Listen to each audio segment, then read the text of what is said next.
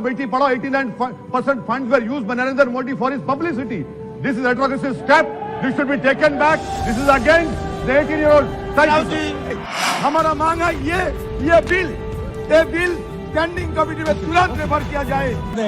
हम ये बिल इसका इंट्रोडक्शन का विरोध करता हूं क्योंकि 18 लॉ कमीशन में कंसल्टेशन पेपर जो रिफॉर्म्स ऑफ फैमिली लॉ है उसमें भी लिखा गया है that the legal age for majority should be recognized uniformly.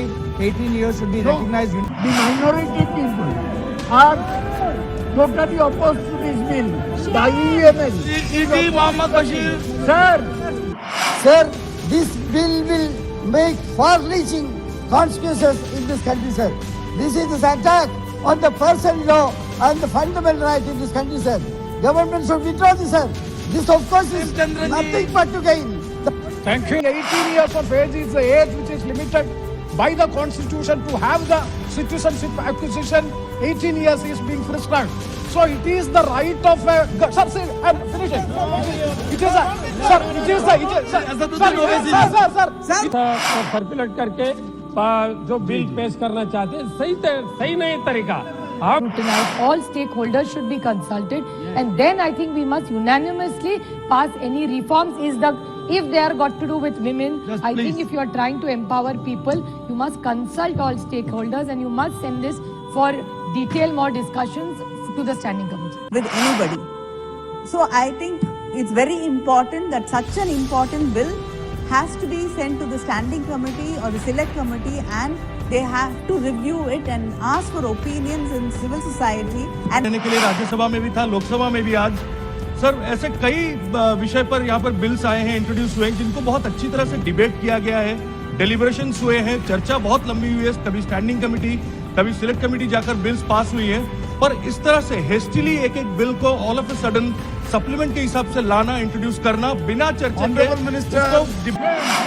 Supreme court का स्वयं मानना है कि ये एक्ट सेक्युलर एक्ट है और मुस्लिम पर्सनल लॉ की दृष्टि से भी, हिंदू मैरिज एक्ट की दृष्टि से भी सभी धर्म, सभी जाति, सभी समुदाय की महिलाओं को समानता का अधिकार विवाह की दृष्टि से मिलना चाहिए। महोदय, इस निर्णय की सामाजिक, सांस्कृतिक, पारिवारिक, मार्मिक विषयों को मैं समझती हूँ। मेरे कथन में गतिरोध लाने वाले विपक्ष के सज्जनों से कहना चाहती हूँ कि मेरी बात को अगर पूरा सुन लेते तो उनका ध्यान इस बात पर आकृष्ट होता कि मैं स्वयं सरकार की ओर से ये प्रस्तावना करना चाहती हूँ कि स्टैंडिंग कमेटी में इस विषय पर विस्तृत चर्चा हो। लेकिन महोदय, ये भी कहना उचित होगा, मुख्यतः आज जो आवाजें उठी, उन आवाजों ने स्वीकार किया that the age of marriage should be uniformly applicable across all religions, all castes, all creeds, overriding any custom, any law which seeks to discriminate against women. So those men who stood in this house in support of uniformity in applicability of the law have my gratitude. And sir, on behalf of the government, I would request that it be sent to the standing committee. आज का ये निर्णय, ये introduction राष्ट्र के इतिहास में एक निर्णायक कदम है। हमारे प्रधानमंत्री जी ने इस प्रस्तावना को अपना आशीर्वाद दिया कि इस देश में किसी महिला के साथ भेदभाव ना हो।